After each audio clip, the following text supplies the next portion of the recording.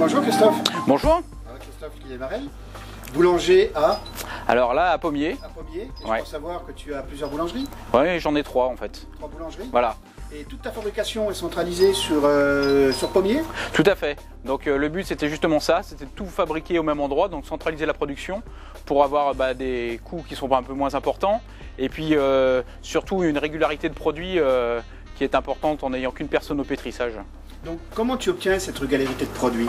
Alors la régularité de produit justement parce qu'une seule personne au pétrissage et puis on travaille aussi avec du levain liquide, donc l'Ultradi Levain de la société Jack, donc qui permet justement d'avoir une régularité de produit et des arômes bien définis. Ça fait combien de temps que tu utilises un Tradi Levain?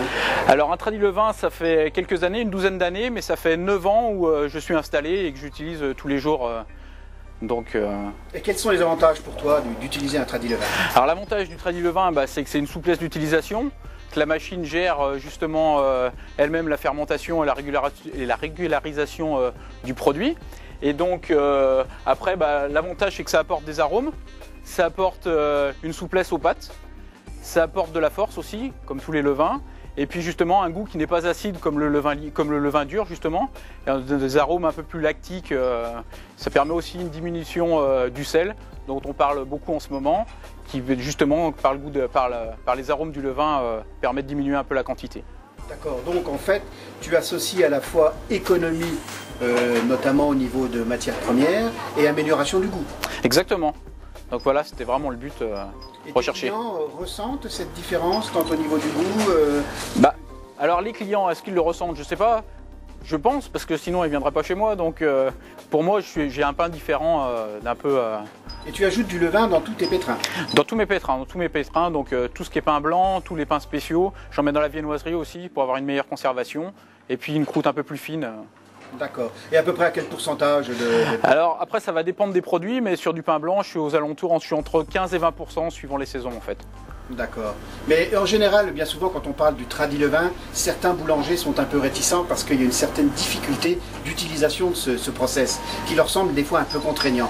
Est-ce que toi tu le ressens? Alors je pense pas que ça soit contraignant, mais au contraire ça permet d'avoir une certaine régularité, mais il faut être régulier soi-même. C'est-à-dire qu'effectivement si on pèse pas les ingrédients, ça paraît compliqué, mais si on a une démarche de travail qui est marquée noir sur blanc et qu'on suit régulièrement, je pense qu'il n'y a aucun problème. Tu ne ressens pas. Non.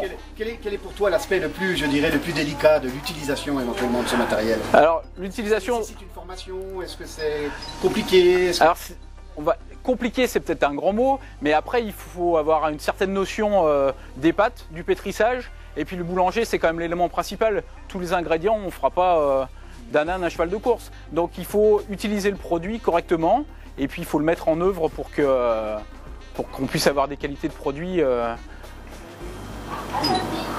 Donc c'est toi en fait. Alors comment tu procèdes exactement? Comment tu utilises ce matériel? Alors comment on procède pour le matériel? Donc le levain, on le rafraîchit tous les jours pour avoir vraiment quelque chose d'optimum, qui soit régulier. Pour l'utiliser 3 jours, le rafraîchir une journée, le réutiliser 4 jours. Enfin là, il faut vraiment que ça soit régulier tous les jours pour qu'il y ait les mêmes arômes qui se développent tous les jours en fait. Et comment tu réalises ce rafraîchi? Alors le rafraîchi en fait, on laisse une souche donc de levain, donc il faut qu'il en reste toujours une certaine quantité. Et puis après on rafraîchit, en fait on nourrit les levures avec une partie égale entre la farine et l'eau. Maintenant Christophe, bon, on va mélanger le levain avec ta pâte. Comment tu doses exactement et précisément la quantité de levain que tu mets? Alors dans le pain courant, je mets 20% de levain liquide. Donc on va incorporer au pétrissage, donc au début j'ai phrasé, donc j'ai fait en fait une autolyse, c'est-à-dire que j'ai mélangé mon eau et ma farine.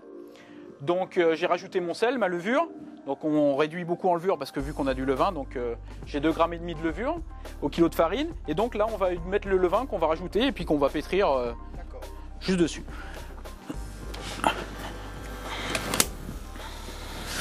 Et là tu utilises les graduations qui sont... Voilà, qui sont dans le seau. Voilà.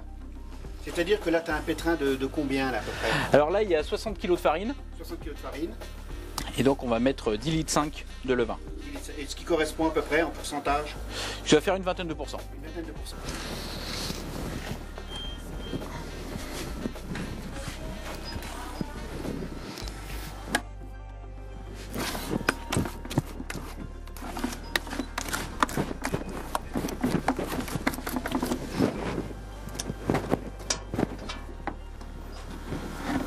Le fait d'utiliser du levain comme ça, tu modifies quand même tes paramètres, c'est-à-dire vitesse. En général, en première, tu as combien de temps ta première? Alors la première vitesse, on pétrit ça, en fait, on mélange pendant 5 minutes, justement pour bien que ça soit tout homogène, on intègre bien tous les ingrédients. Et puis après, la deuxième vitesse, eh ben, ça va tout dépendre du produit qu'on recherche, du type de pétrin qu'on utilise. Donc en fait, moi j'essaie de pétrir le moins possible, pour en fait d'avoir le bon compromis entre un certain développement au four et puis des arômes et des couleurs. Parce que plus le pétrissage va être important, plus on va dégrader et les arômes et la couleur du pain en fait. Alors moi je ne suis pas spécialiste des pétrins, mais je vois aussi beaucoup de boulangers qui ont des pétrins à axe oblique. Ça ne modifie en rien. Ah, ça ne modifie absolument rien. Là, c'est deux pétrins qui pétrissent très bien. Après, ils ont des avantages et des inconvénients. L'avantage justement d'un spiral, c'est de pouvoir pétrir des quantités plus ou moins importantes par rapport à l'axe oblique, mais sinon c'est exactement la même chose. C'est la méthode exactement la même. Exactement pareil. Donc voilà. Donc là, on va pétrir 5 minutes en première et 6 minutes en deuxième.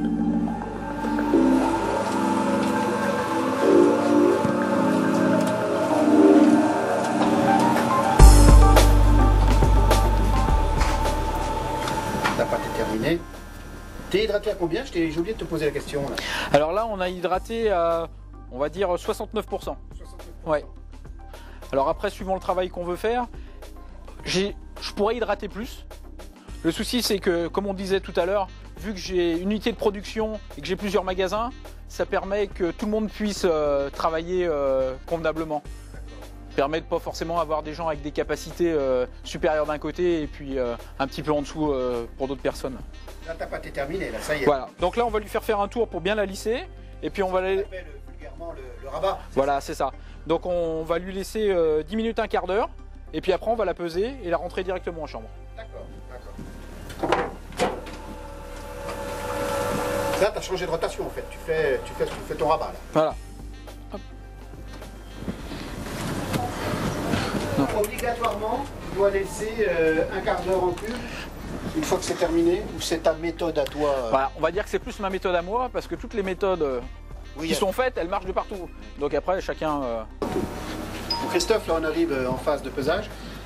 Question, tu es quand même obligé de laisser une préfermentation en cuve? Alors moi je laisse une préfermentation en queue justement pour que la pâte démarre un petit peu, parce qu'après elle va être bloquée en froid.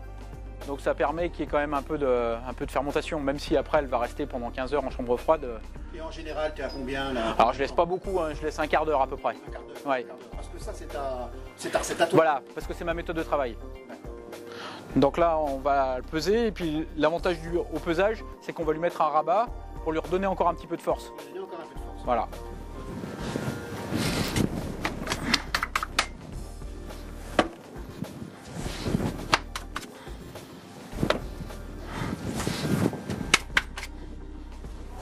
Tu fais des bacs de combien là?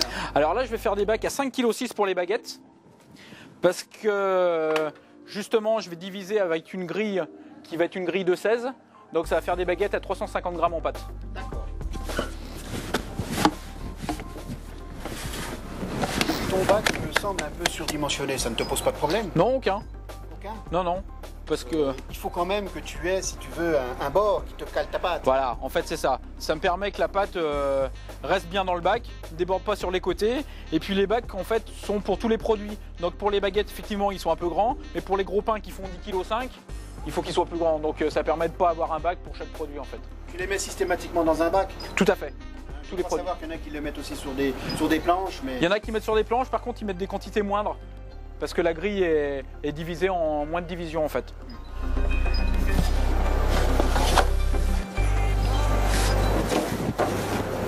Il faut bien fariner tes bacs, bien sûr. Alors je farine mes bacs, oui, justement pour pas que ça colle et puis pour pouvoir faire un rabat, c'est quand même nettement plus pratique. Le rabat est nécessaire. Alors le rabat est nécessaire pour lui apporter de la force parce qu'on va pas lui en redonner au façonnage après.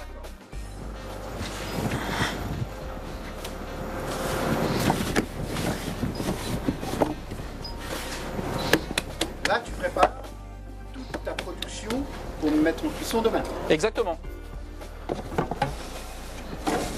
Donc tout le pain blanc est pour demain et les spéciaux, on arrive à les faire sur 2 jours, sur 48 heures. Ça permet d'avoir des pétrins complets et pas pétrir que des petites quantités à chaque fois. Donc là, ça y est, tu rentres en chambre froide. Voilà. Combien de temps? Donc là, on va le mettre en chambre froide jusqu'à demain. Donc il va rester là, on va dire une quinzaine d'heures. Une quinzaine d'heures. Voilà. À quelle température? Alors là, la chambre froide est à 4 degrés. 4 degrés. Ouais. Et donc, tu as toute ta production qui est là. Pour Voilà, voilà, j'ai toute ma production là pour demain par magasin en fait. par magasin. Donc après, il n'y a plus qu'à charger les chariots et à le distribuer dans les magasins. Bon, Christophe, là, on va arriver à la phase de division. Qu'est-ce qui a fait que tu as opté pour une diviseuse jack? Alors j'ai pris une diviseuse formeuse jack parce que justement l'avantage c'était justement de passer sur une diviseuse formeuse qui puisse me permettre de découper directement pour supprimer quelques étapes au niveau façonnage. Donc ce qui m'a intéressé aussi c'est la récupération des farines. Parce qu'on respire déjà assez de farine toute l'année pour pas en avoir encore en plus la division. Il y a aussi un système qui est relativement intéressant qui permet de régler la pression de la pâte. Donc là c'est le récupérateur de farine qu'on a là, vous voyez. Tu récupères à peu près combien de farine? Alors on va dire qu'on récupère un bac complet par jour. À peu près 10% de ta farine que tu Je récupères. pense. Entre 10 et 15% Ouais. de la farine qui n'est plus dans le milieu ambiant. Exactement. Qu'on balayera pas par terre en fait.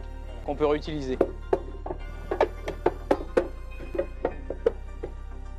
Et le système de réglage de pression, tu l'utilises régulièrement ou tu l'as défini? En fait, j'ai défini une fois pour toutes. J'ai trouvé le réglage qui convenait aux pâtes que j'utilise. Donc après, maintenant, je ne touche plus. Non. Et au niveau des grilles, là tu es parti sur une grille Alors là, j'ai une grille 12 divisions. 12 divisions. Donc elle me permet de faire mes flûtes et tous mes pains spéciaux en fait. Et quand tu veux changer de grille, c'est compliqué, non? Ah non, c'est relativement simple. Donc on va diviser des flûtes et puis après on va changer de modèle pour pouvoir faire des baguettes et... Et comment tu changes les grilles à ce niveau-là? Alors on change juste l'intérieur en fait. Donc il y a 4 petites attaches. Et après on a juste à défaire la grille. Et voilà. Quelles sont les variétés je dirais, de pâtes, de pain que tu peux passer justement avec la diviseuse à grille? Alors moi j'ai décidé de passer toute ma production avec la diviseuse à grille. Donc ça va des pains spéciaux. Donc là on a un pain en céréales. Après pain courant blanc, donc en flûte. Donc ça avec une diviseuse, avec une grille en 12. Grille 12, oui. Donc après on a des baguettes, donc en 16. Donc la même chose en baguette. Alors là on a des baguettes aux graines, pareil. Hein. Pareil, en 16. Voilà. Donc après on a de la farine écrasée à la meule de bière en pain biologique. Donc après on peut faire les ficelles, les pains sandwich. Les pains sandwich, ouais. Non, là tu changes de grille. Non, les pains sandwich je garde toujours avec celle de la baguette en fait. Donc vous allez pouvoir voir. Donc après le pain aux ingrédients, donc là on a du pain aux olives. On peut faire une variante, le passer, on peut faire des fougasses avec aussi. Ouais. Et puis là du pain viennois, qu'on va faire toujours avec la grille en 16. En fait, Christophe, là c'est une diviseuse classique que tu vas utiliser en diviseuse formeuse. Ouais, c'est exactement ça. Donc soit on l'utilise en division en 20, comme on utilise une diviseuse classique, soit on va utiliser les grilles. Donc moi c'est ce que j'utilise principalement. Donc on va rajouter en fait un fond pour pouvoir bloquer les couteaux. Voilà, les empêcher de monter. Donc qui se met directement. Exactement, qu'on peut utiliser aussi en tant que tasseuse pour le beurre ou les choses comme ça. Et puis on va rajouter un feutre dessus, en fait pour que les couteaux coupent justement bien au niveau de la pâte. D'accord. Donc à la montée, on voit bien que... Et la pâte passe au travers. Voilà. Très bien. Donc on va commencer par les pains spéciaux. Hop. Tu farines quand même assez abondamment. Je farine un petit peu, ouais, surtout au début, parce que la feutrine après va absorber un peu la farine, donc que ça colle pas au début. Hop. Là, tu vas passer. Donc là, les pains aux céréales.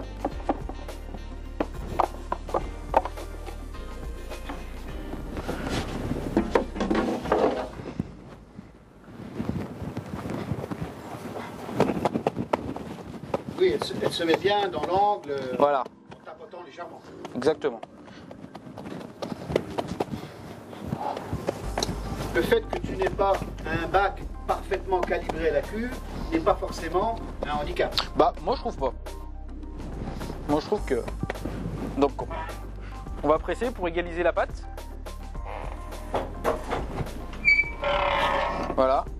Et après, je fleur un petit peu sur les côtés pour éviter que... C'est là que le réglage de pression de la pâte est important. Exactement. On veut garder le maximum de gaz pour que ça développe le maximum en fait. Donc voilà. Hop. Et voilà. Les produits sont découpés. Plus qu'à mettre directement sur toile. Donc voilà pour les céréales. Donc après deux solutions, soit on les met directement comme ça, soit on peut les lamer comme de certains pains spéciaux, on va en faire la moitié. Donc les lamer directement sur toile, ou alors les lamer sur le tapis. Alors là on va attaquer les flûtes. T'as pas changé de grille? Alors j'ai pas changé le grid, c'est la même chose en fait. Mais est-ce que tu as plus de poids de pâte là? Ça me semble... Alors là oui. Là pour les pains spéciaux on était à 4,8 kg. Donc ça fait des pâtons à 400 grammes. Et là c'est des flûtes, on veut être à 550. Donc ça fait 6,6 kg. C'est pour ça que le bac est plus rempli.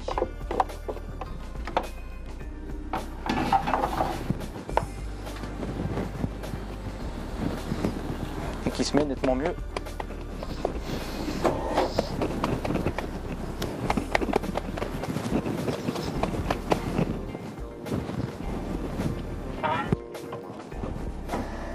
Donc pareil, on presse pour égaliser. Voilà. On va s'en bas. Tu refleures toujours un petit peu? Un petit peu sur les côtés en fait, pour éviter que...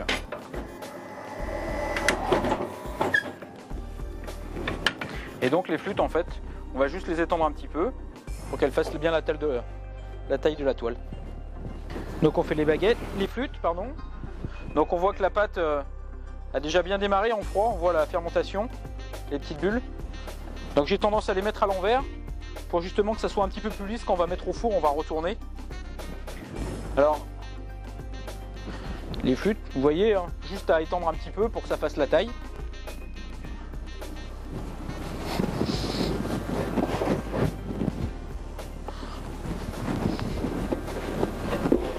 Après si on veut on peut s'amuser un petit peu en faisant des variantes. On peut faire des pains tordus, des choses comme ceci. Oui, en fonction de la demande. Voilà. Si on veut faire des petits pains un peu différents, on peut les fariner avec un petit peu de seigle aussi.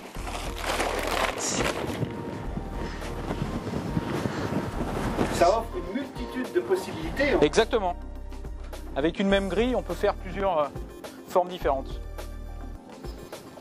Alors là, tu vas changer tes grilles, Christophe. Alors là, je vais changer ma grille pour faire des baguettes.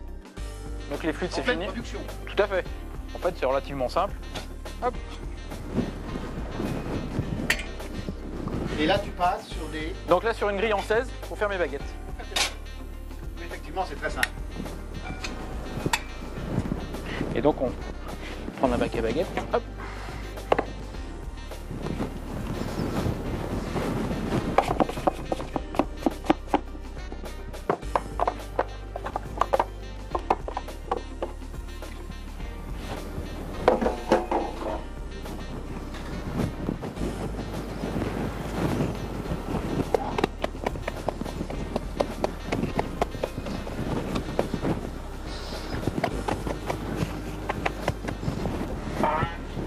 Donc on égalise un petit peu.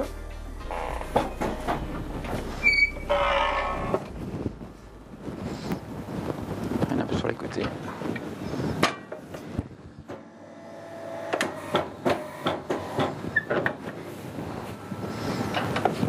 Et voilà. Donc on a nos baguettes, juste à allonger un petit peu et à mettre sur toile.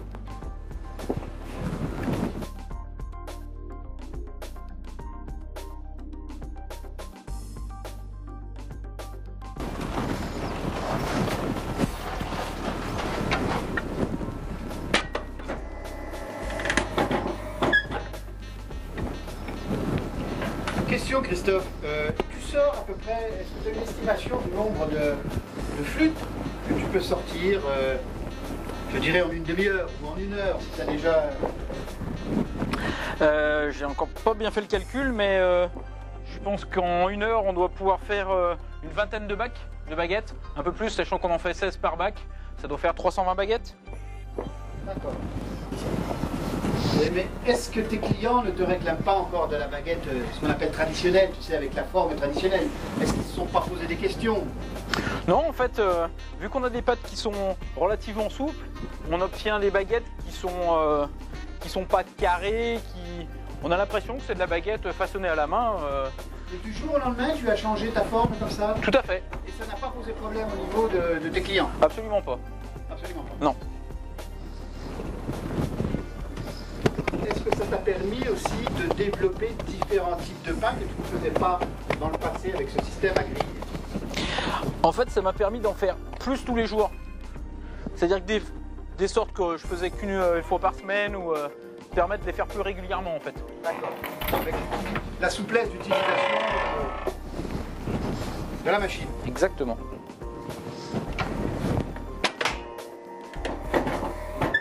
Christophe, est-ce que tu as gagné, si tu veux, dans l'alvéolage, dans l'aspect de la pâte?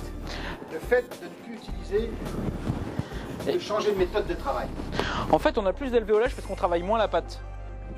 Donc, suivant les personnes qui façonnaient avant, l'alvéolage était plus ou moins différent, suivant si c'était serré ou pas. Et là, en fait, vu que la machine est programmée pour une certaine pression, on a toujours un alvéolage régulier sur quasiment tous les produits. Christophe, qu'est-ce que tu nous passes? Alors là, c'est ce qu'on nous disait tout à l'heure. Donc, c'est les baguettes avec la farine écrasée à la meule de pierre, donc en farine biologique. Donc, c'était pour dire que avec une farine biologique, il n'y a aucun souci. Aucun souci, ça s'adapte très facilement. Voilà. L'association du levain liquide et de la diviseuse.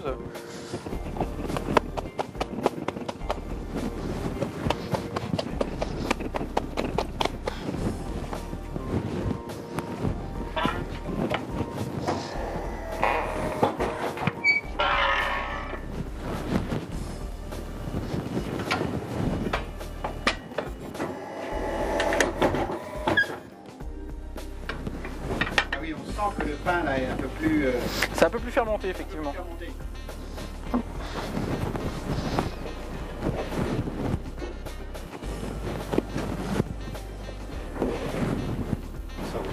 Alors là tu vas passer maintenant? Alors là je vais passer des pains aux ingrédients, donc pain aux olives, qu'on peut faire soit en baguette, soit on peut le faire en fougasse. Hop. Là on descend plus dans le sud. Hein. Voilà. D'où la polyvalence de cette machine. Exactement. Après il suffit de trouver des petites combines.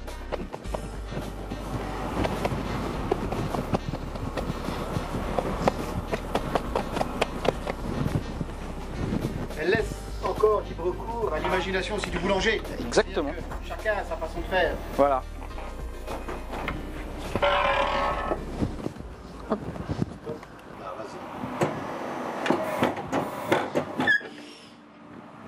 Donc en fait tout simplement avec un coupe-patte, on recoupe.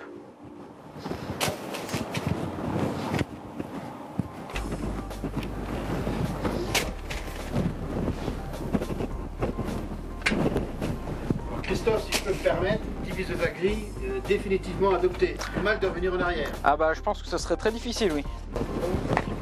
Alors on fait les pains sandwich aussi, les ficelles. Donc on arrive à mettre deux pâtons dans un bac. Ça a des économies de place.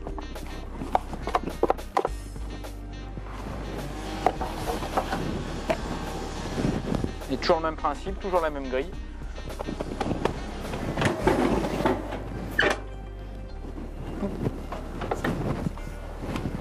Donc soit on pain sandwich, on le laisse à la bonne taille. On va enlever un peu la pâte de côté.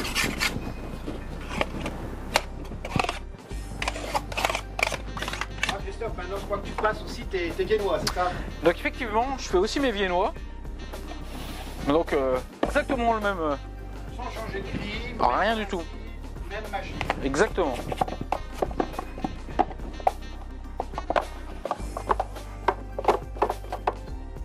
Modifie ta pression? Même pas? Même pas. Non.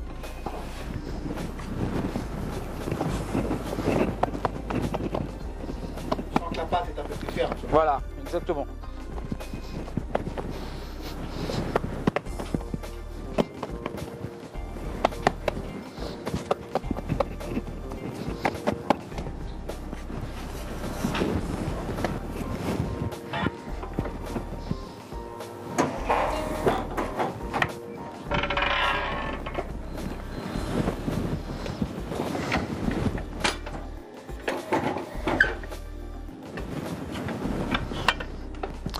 couper pareil. Hop.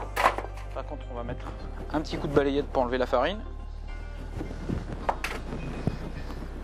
Donc on dispose sur les plaques.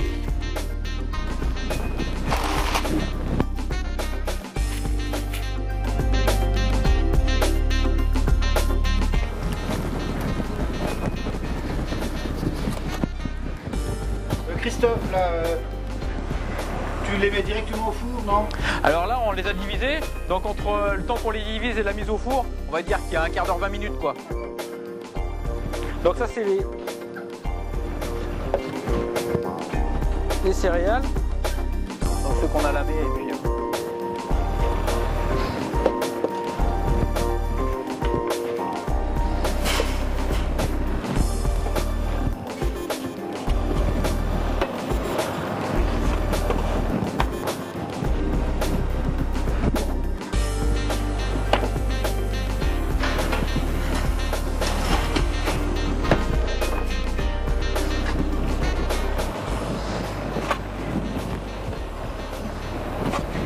l'ensemble des pains que tu as divisés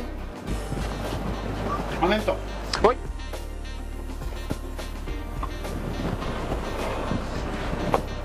Pareil.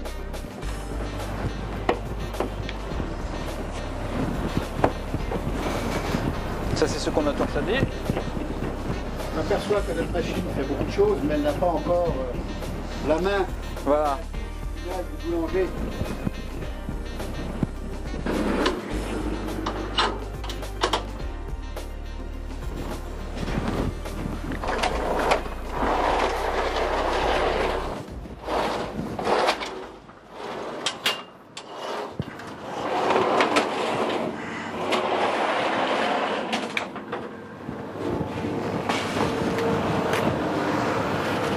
Donc c'est quand même mieux façonner avant. Mais le fait d'utiliser un levain liquide, Christophe, ça te permet quand même de te donner une meilleure qualité. Ouais.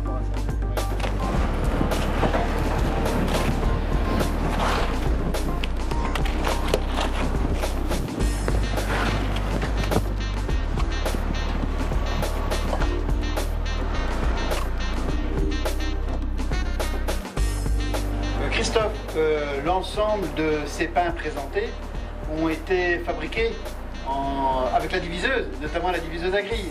Tout à fait. Donc tous les pains qu'on voit ici ont tous été faits avec la diviseuse à grille. Donc comme quoi on peut passer d'une production façonnée machine ou façonnée main, tout directement à la diviseuse à grille.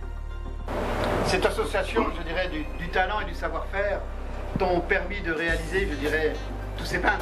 Bah, tout à fait. Donc on arrive à faire tout ce qu'on veut en pain blanc, donc de la baguette, de la flûte, du gros pain, on fait des ficelles, on fait des pierres dorées, donc c'est une petite boule. On arrive même à faire tous les pains sandwich. Et après on a toute une déclinaison de pains qui sont pain graines, pain bio à la meule de pierre, des graines de lin, des torchons, du campagne, des petits tranchoirs, des gros tranchoirs, du céréal, du maïs, du complet. Plus après on a les fougasses, on a du pain d'épeautre. On a des petits pains au chocolat blanc, on a des ficelles au lardon, donc on peut vraiment tout faire. Si je peux me permettre, il n'y a pas de limite. La limite, c'est l'imagination. La machine ne m'a pas permis de faire des nouveaux pains, mais je me suis adapté à la machine pour gagner du temps. Donc tous les produits que j'avais déjà, j'ai essayé de les passer à la machine, avec des formes qui conviennent. Donc comme le pain au chocolat blanc, on l'a fait peut-être un peu plus long qu'on le faisait avant, ou avant on le faisait en boule et maintenant on le fait plus long, parce que la machine le permet et ça permet de faire gagner du temps en fait. Ah Christophe, l'association du talent et du savoir-faire.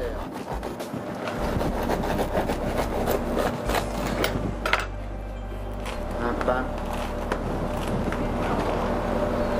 Christophe, une dernière question. C'est vrai que tu fais beaucoup de formes, de pains différents. Est-ce que l'utilisation de cette machine a nécessité une remise en cause de ta fabrication, ta méthode de fabrication? Alors la méthode de fabrication est plus ou moins la même, sauf qu'on a été obligé de s'adapter. J'ai essayé de mettre toutes les chances de mon côté en ajoutant du levain liquide pour avoir plus de force, en utilisant la machine pour justement avoir toute cette différence de pains spéciaux. Donc je pense qu'effectivement l'atout de la maîtrise du métier plus le matériel permet ce résultat. Merci beaucoup Christophe, merci de ton accueil et chapeau.